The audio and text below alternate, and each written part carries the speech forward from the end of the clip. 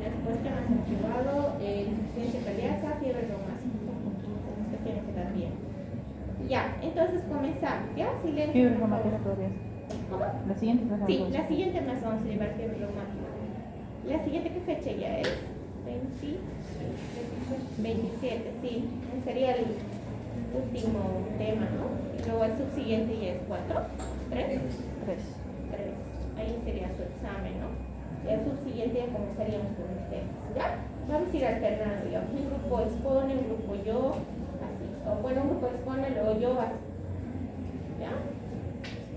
Eso dijimos, ¿no? Para que les ayude un poco las notas. Ya, entonces comenzamos, ¿ya? Hoy vamos a hablar sobre un caso clínico de insuficiencia cardíaca congestiva. Bueno, caso clínico. Paciente de 3 años que consultó en el servicio de urgencias de nuestro centro por dolor abdominal. El padre refería dolor abdominal de una semana de evolución, con empeoramiento en las últimas 24 horas. Se encontraba el cuadro asociado a vómitos aislados de contenido alimentario, pérdidas importantes de apetito. Las deposiciones eran de características normales y había estado febril en todo momento. Bueno, en la exploración presentaba aceptable estado general, ligera palidez cutánea, mucosas bien hidratadas, además presentaba quejido expiratorio y tiraje intercostal leve con polipnea. ¿Qué es polipnea? ¿Cuánto? ¿A cuánto? Es aumento de la frecuencia respiratoria, ¿cuánto?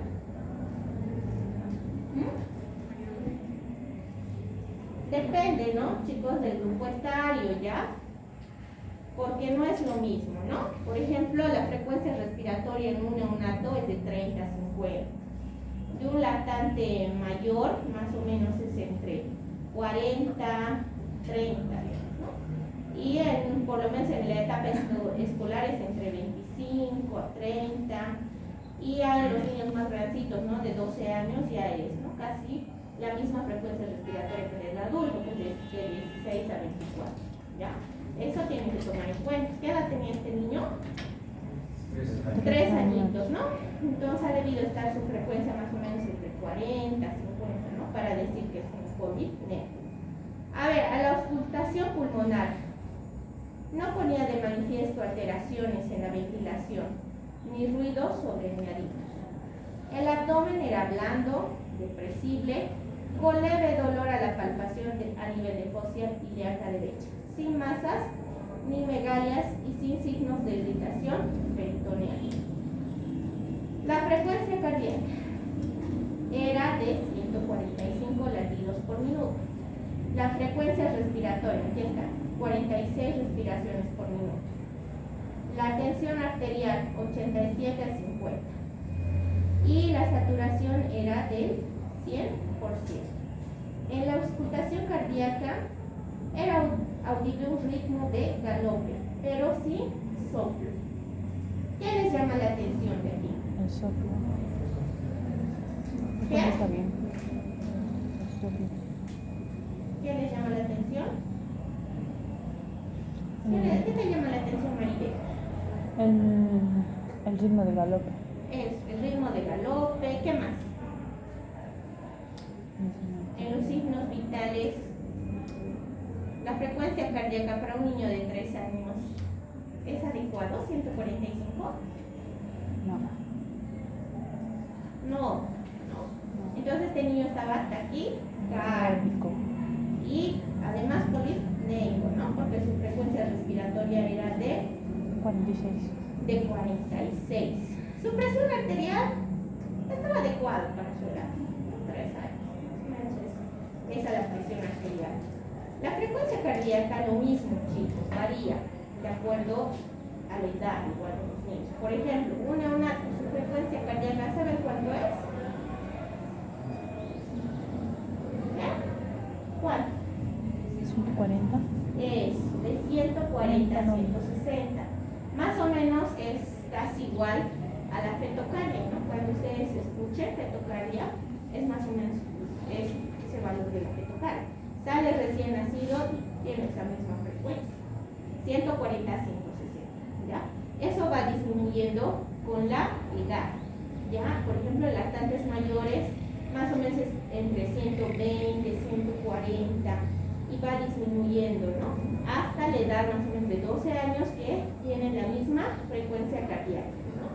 Que el adulto, más o menos entre, ¿cuánto es la frecuencia del adulto? 60 a 100 latidos. Para este niño de 3 años, pues estaba alto, ¿no? Tendría que ser más o menos entre 110 la frecuencia máxima, 120, 110, 120. Y bueno, la presión arterial igual, ¿no? Eso también tienen que saber. Mientras más pequeños, la presión arterial es más bajita. A los 12 años, recién llegan a una presión parecida a la del adulto. ¿Ya? ¿Cuánto es la presión arterial normal? 120, 80, ¿no? Menos de 120, menor a 80. Esa es la presión arterial, ¿ya? Y la presión de 3 años estaba lo más adecuado, ¿no? 90, 50. Parece, ¿no?, que estuviera hipotenso, pero no es así, porque sus valores están adecuados a la edad, ¿ya?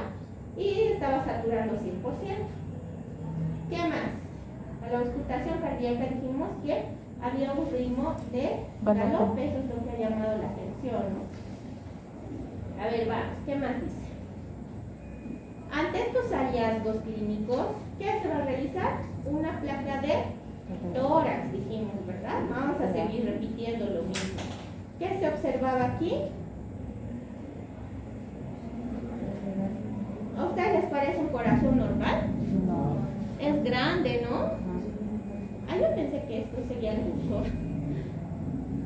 Tengo que conseguir una linternita. No creo que no. ¿Cómo se puede colocar?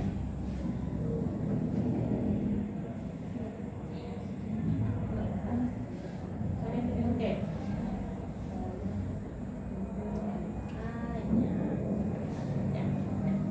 Entonces este corazoncito a simple vista, ¿no es cierto?, se ve grande, que tiene una cardiomegalia.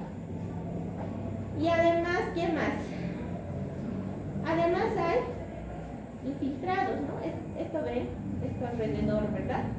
Esos son infiltrados peribroncovasculares que se encuentran a nivel bilateral en ambos lados, ¿ya? Además, ¿qué se le ha realizado? Se le había realizado troponina. ¿Qué es la troponina?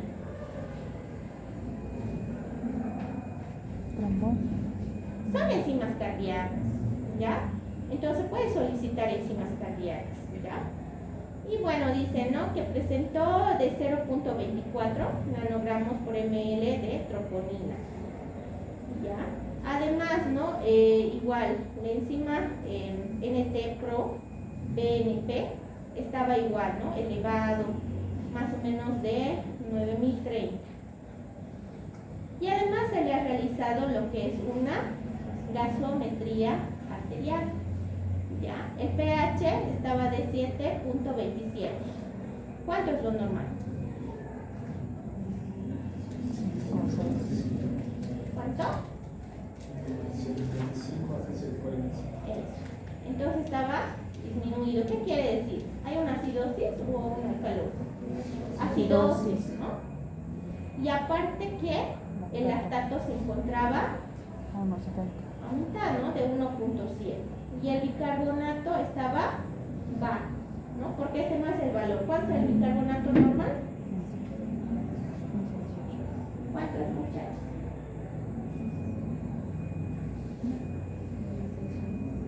¿Está bien? ¿Qué estás diciendo? 18 a 20, 22 más o menos, ¿no? Ese es el valor, ¿ya? Entonces él estaba disminuido. ¿Qué quiere decir entonces? pH bajo, bicarbonato bajo, es una acidosis respiratoria metabólica, ¿no? Porque está disminuido el bicarbonato, ¿ya? Y además había un exceso de bases, más o menos de menos 12, y una cetonemia de 6.1. El resto de los valores se encontraba dentro de límites normales. ¿Qué más le vamos a pedir? Un electrocardiograma, ¿no?, en el que se observaba una taquicardia sinusal. Podemos observar, ¿no?, aquí la zona. que ni siquiera están presentando sus artículos. Hoy día espero que hayan venido las personas. Vamos a presentar. Entonces vemos eso, ¿no? Que hay una taquicardia, 145 eran los latidos. Y aparte que las ondas T se encuentran positivas, ¿no? Aquí está PQ, RST, ¿no? Entonces, lo que nos mostraba además era en derivaciones precordiales derechas. Entonces, posterior a esto, lo que se ha encontrado, se ha hecho, ¿no?, una interconsulta con cardiología. ¿Quién, bueno, ha realizado, ¿no?, el ecocardiograma? Porque les dije, el ecocardiograma generalmente lo realizan, ¿no?, las cardiólogas pediatras.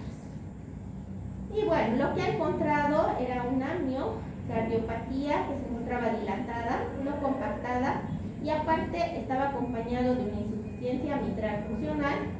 Y bueno, se decidió ingresar al paciente, ¿no? O sea, le han internado para realizarles estudios y ver cuál era el tratamiento adecuado. Ahora vamos a ver qué es la insuficiencia cardíaca. Bueno, han visto, muchachos, miren, en el cuadro clínico, o sea, tal como, o sea, eso era un niño de 3 años. Que generalmente, o sea, ¿por qué ingresar? Por un dolor abdominal, o sea, nada que ver, ¿no? Y aparte con vómitos.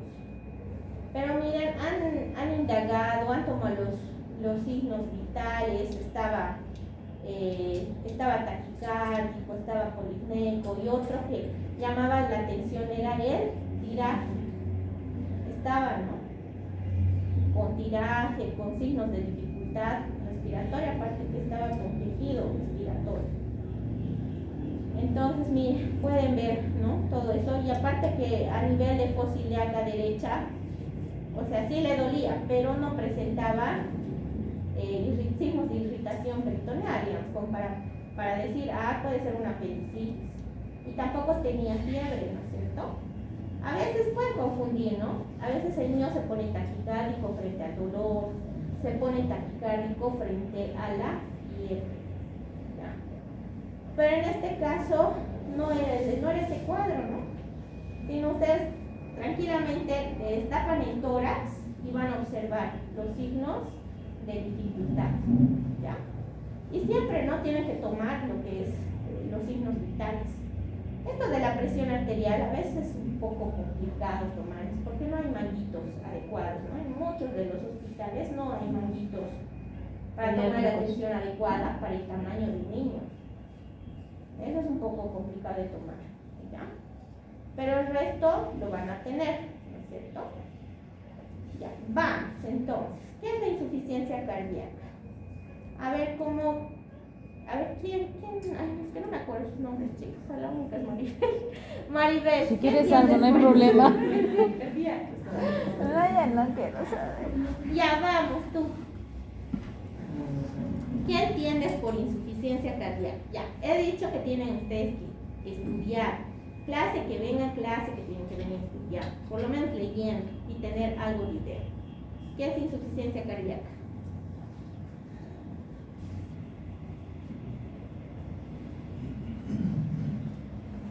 Vamos, el siguiente. Ayudar.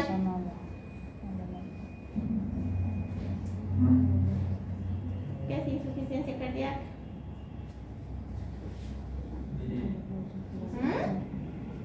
No digo cardio. ¿Qué es insuficiencia cardíaca? Tú. Yes. ¿Qué es insuficiencia cardíaca? General, yo podría como capacidad del corazón de realizar la situación de forma efectiva. Eso, muy bien. ¿Cómo te llamas? Guillermo. ¿Guillermo? Sí. Muy bien. Muchas tienen que aprender a participar, ¿ya? Por algo dice insuficiencia, ¿no? Es la incapacidad del corazón de poder satisfacer, digamos, las demandas tanto metabólicas, de oxigenación, a todas las partes del organismo, ¿no? Entonces, eso es insuficiencia. Clarito dice, pues ahí su nombre, ¿no? Insuficiencia. A ver, vamos. Entonces, ¿a Aquí tenemos, ¿no? Es la incapacidad del corazón para mantener un gasto cardíaco adecuado a los requerimientos. En el niño es una manifestación grave, ¿no? Esto de la insuficiencia cardíaca. En los adultos van a toparse mucho, pero en el niño no tanto, no es tan frecuente, pero al presentar estos signos de insuficiencia cardíaca es algo grave, ¿ya? Porque se encuentra con patologías cardíacas bien complicadas, ¿no? Que van a llevar a una insuficiencia cardíaca, ¿ya? Causa susceptible de cirugía correctora. Generalmente, ¿no? La mayor parte va a ser algo quirúrgico para poder solucionar el problema de la insuficiencia. ¿Qué causas hay de insuficiencia cardíaca? En el prenatal o fetal. Bueno, en realidad, incluso esto de la insuficiencia cardíaca ya debería verse, o sea, tanto a nivel prenatal, podría realizarse, ¿no? Ya el diagnóstico, digamos, porque hay niños que pueden nacer ya con signos de insuficiencia cardíaca.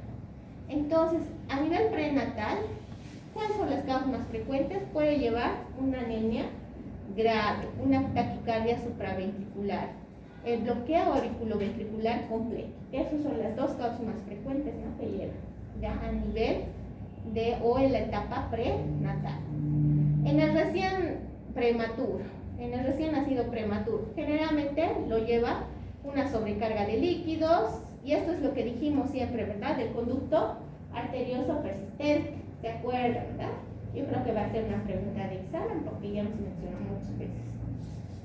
Una comunicación interventricular que dijimos que era la más frecuente, ¿no? De escianógena o acianógena, ¿se acuerdan? ¿Cómo es, Maribel? Acianógeno, ¿verdad? Era una acianógeno, igual que el ductus arterioso persistente. El cor pulmonar y además una hipertensión también puede llevar a una insuficiencia cardíaca. En el recién nacido a término, generalmente suelen ser las miocardiopatías por asfixia. Eso es frecuente, ¿no? Esto es más frecuente en los postérmicos, porque la asfixia perinatal generalmente se lleva a cabo en los productos que son de término o postérmino. Nunca van a tener un pretérmino. Y generalmente cuando hay esto de la asfixia empieza, ¿no?, a dañar todos los órganos, y entre esos se encuentra el corazón, ¿ya? Entonces eso sí es frecuente. Malformaciones arteriovenosas también, lesiones obstructivas del lado izquierdo, cardiopatías con gran mezcla venosa y además una miocarditis vírica también puede conllevar, ¿ya? Hablando fisiopatológicamente, bueno, el débito cardíaco va a depender de 4 elementos hemodinámicos. ¿Ya cuáles son? La precarga. ¿Qué más? ¿Alguien se acuerda? Vamos, chicos. A ver, ¿qué le falta ahí? Bueno, ahí está todo, ni siquiera. Ya, uno es la precarga, la contractilidad, la frecuencia cardíaca y la postcarga. ¿Ya? Bueno, ahora vamos a ir explicando uno por uno. ¿Qué es la precarga? ¿Alguien se acuerda qué es la precarga? Vamos, Guillermo, sé que te acuerdas. ¿Qué es la precarga?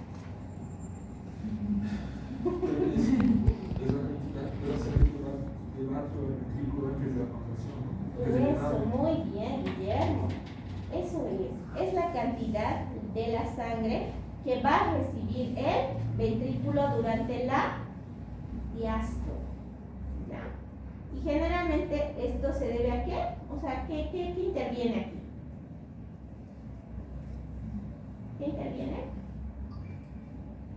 La resistencia vascular sistémica, como también la, ¿cómo se llama esto? No se llama contractilidad. Ay, se me dio la palabra. Es la, ¿cómo se diría? Digamos, la fuerza, ¿no?, del corazón. O sea, va a depender de eso. Contractilidad. La distensibilidad, aquí está la palabra. La distensibilidad del corazón. Entonces depende de estos dos, ¿ya? ¿Y cómo creen que podemos medir esto? la precardia. ¿Alguien se acuerda? Nada. Generalmente al tomar la presión arterial durante la diástole, ¿ya? Como también podemos medirla mediante la presión venosa central, ¿no? Al colocarle al niño un catéter, ¿no es cierto?, venoso, entonces podemos medir mediante eso, ¿ya? Como también la presión a nivel de la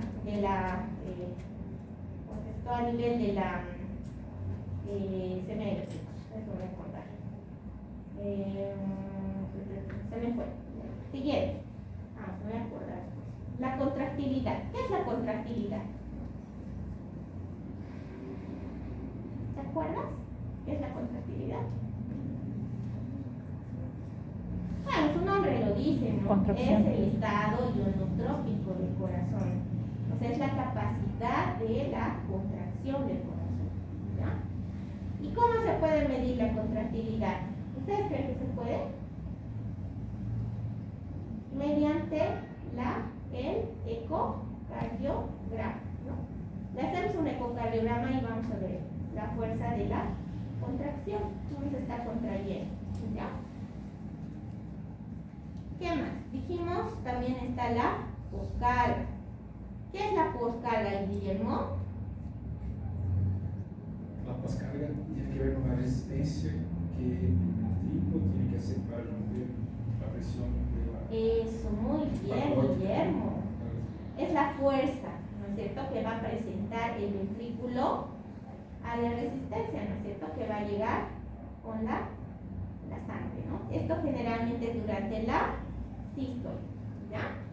Y esto va a depender, uno, de la resistencia vascular periférica, va a depender de la presión ventricular, además depende del diámetro y del grosor del ventrículo, ¿ya?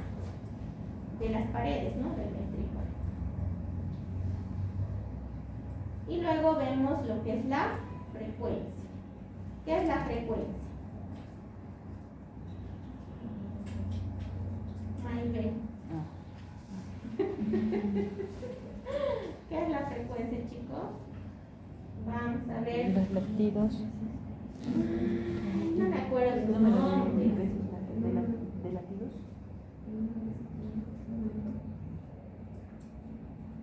Es una respuesta del sistema autoinmune, ¿no? Allá no es autoinmune. Del autónomo. Del autónomo, ¿ya? Y esta frecuencia va a depender, ¿no?, del sistema éxito conductor como del sistema nervioso autónomo, ¿ya? Realmente, ¿esto cómo podemos medir? La está ocultando, ¿no?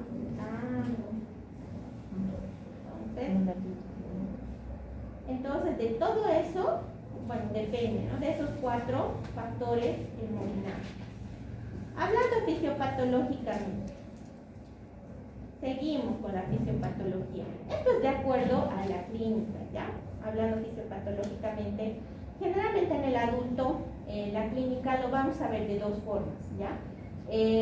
Las manifestaciones clínicas del lado derecho y del lado izquierdo. Eso es generalmente lo que vemos, ¿no es cierto? Pero en el niño no se suele manifestar así, o sea, de decir de derecha a izquierda, no. Pero bueno, vamos a hacer un recuerdo cómo es, ¿ya? Del lado izquierdo, generalmente hay un aumento de la presión venocapilar y pulmonar. ¿Y cómo se va a presentar? Con edema pulmonar, con polipnea y con presencia de fatiga. Esto es a nivel del lado derecho. Cuando está afectado a nivel del lado izquierdo, cuando está afectado a nivel del lado derecho, generalmente va a haber un aumento de la presión venosa y sistémica, y se presenta como hepatomegalia, se puede presentar como ascitis, como ingurgitación yugular, ¿ya? Esta clasificación generalmente es en los adultos, ya no tanto así en pediatría. Nosotros podemos clasificar con signos, ahora sí en pediatría, con signos de congestión pulmonar, congestión sistémica venosa, y como también signos de congestión grave, ¿ya? Primero comencemos con los signos de congestión pulmonar. Generalmente se va a presentar con ¿qué? Con disnea. ¿Qué era la disnea? Dificultad. Es la dificultad, ¿no? Bueno, al respirar. ¿Y cómo cree que se presenta en el niño? En un lactante, ¿no? ¿Cómo se va a presentar la disnea? ¿Cómo se pueden dar cuenta? O sea, ¿qué les va a decir la mamá? Cianótico. Cianótico. No. ¿Para qué? Para lactar. En el recién nacido y en el lactante menor, generalmente la mamá les va a decir, ¿no? Niquito tiene dificultad, o sea, para lactar. No succiona fuerte. Su llanto es bien suavito, ¿no? El bebé. O empieza a succionar fuerte y poco a poco va cansándose. Y dice que cuando la madre le pone en posición vertical hacia el hombro, ahí es donde calma, ¿cierto? Como en el adulto, ¿no es cierto? Les ponemos en una posición, ¿qué posición se llama? Semicole, ¿no es cierto? Mientras más sentados están, mejor respiran, ¿cierto? Entonces, con esa posición se puede calmar. Pero siempre, ¿no? Ustedes, bueno, les van a decir las mamás, tiene dificultad para lactar, no lacta fuerte, como también al llanto. ¿Ya? Ellos presentan disnea al llanto y al momento de succionar. Taquipnea. Dijimos es el aumento, ¿no? De la frecuencia respiratoria, ¿no? ¿Cómo pueden evidenciar ustedes? Respiraciones. A la inspección, ¿no? Van a observar que presenta signos de dificultad respiratoria.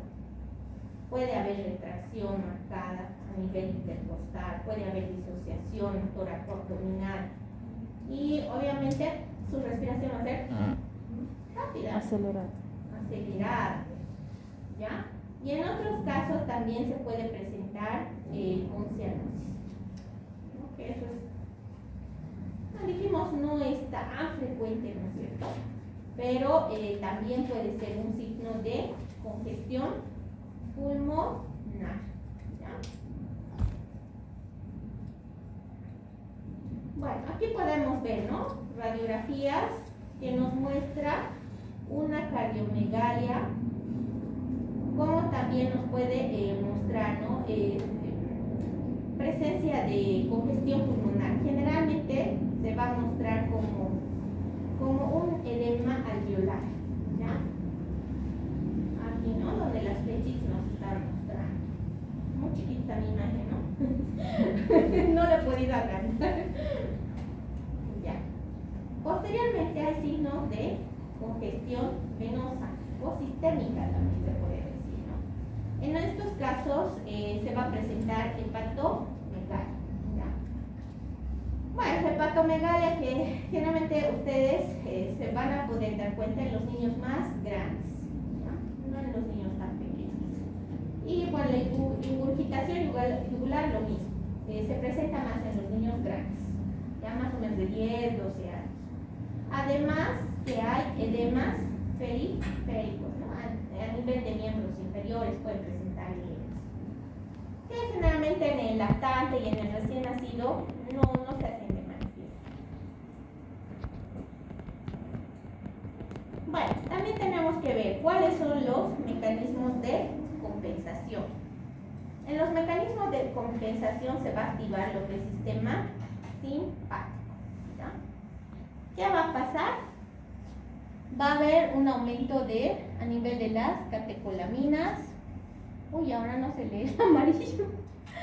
Va a haber presencia de receptores beta-adrenérgicos. También va a aumentar lo que es la frecuencia cardíaca, el gasto cardíaco, aumento de la contractilidad miocárdica. Bueno, ¿cómo sería esta compensación? El niño se pone taquicárdico, ¿no? Así va a tratar de compensar, ¿no? La falta de la demanda sanguínea, ¿no es cierto? Se va a volver taquicárdico. Y por tanto va a haber una vasoconstricción restricción periférica y lo que va a ocasionar va a ser más consumo todavía de oxígeno, ¿ya? Y bueno, activación de simpática severa puede haber también, ¿no? ¿Ya? Y también se puede activar lo que es el sistema renina, angiotensina, aldosterona, ¿no? Ya. Bueno, primero antes del tratamiento, ¿qué vamos a solicitar? A un paciente que estemos sospechando de insuficiencia cardíaca. Rayos X de tórax, como siempre, ¿verdad? ¿Qué más? Ya, un electrocardiograma. ¿Qué más? Para realmente saber si hay insuficiencia cardíaca, tenemos que pedir un ecocardiograma. Pero dice, ¿no?, el libro, que frente a toda la clínica, nosotros ya tendríamos que decir, hay signos de insuficiencia cardíaca congestiva. Pero bueno, realizamos el ecocardiograma, laboratorialmente, ¿qué podemos pedir? Las enzimas. Las enzimas cardíacas, vamos a pedir electrolitos también, ¿ya? ¿Por qué? ¿Qué dice, no? Que en la insuficiencia cardíaca hay presencia de hipogonadrenas, ¿ya? Y van a leer por qué hay presencia de hipogonadrenas. ¿Qué más? Gasometría, ¿no es cierto? Porque se presenta con una acidosis metabólica, ¿ya? ¿Qué más vamos a pedir? Bueno, es lo principal, ¿no?, que tenemos que solicitar frente a una sospecha, ¿ya? Y en el tratamiento, para realizar el tratamiento, ¿qué es lo que vamos a ver? Uno, que haya una mejor contractilidad, ¿no?, cardíaca, que haya un mejoramiento. Otro, que haya una buena perfusión periférica. ¿Qué más? Bueno, tendría que ser eso, ¿no? Tenemos que ver el tratamiento, ¿no?, de acuerdo a todo eso. Entonces, ¿qué vamos a utilizar?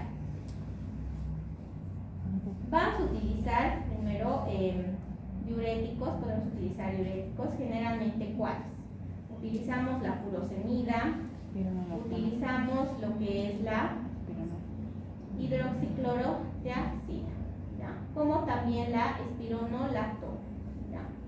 En estos casos, cuando utilizamos la furosemida, generalmente tenemos que asociarlo con utilizar potasio bioral, ¿ya?, porque nos va a eliminar, ¿no?, potasio. ¿Qué es la furosemida? Un diurético de impacto a nivel de asa, ¿ya? Entonces podemos darle potasio vía oral. Generalmente utilizamos a una dosis de 1 a 2. Y con esto, ¿qué hacemos? Vamos a ayudar a quién? A la percardia, a nivel de la percardia, ¿ya? Eliminación de la presión. ¿Cómo? Ya, y en los casos, bueno, de la espironolactona también se puede asociar, ¿no? Este sí es un ahorrador de potasio, ¿no es cierto? Y generalmente se utiliza, ¿no?, de 3 a 5 miligramos kilo peso día. Podemos utilizar cada 6 horas, podemos utilizar cada 12 horas. También, ¿qué vamos a utilizar? Los inotrópicos. Un ejemplo de inotrópico. ¿Hay chanchullo aquí?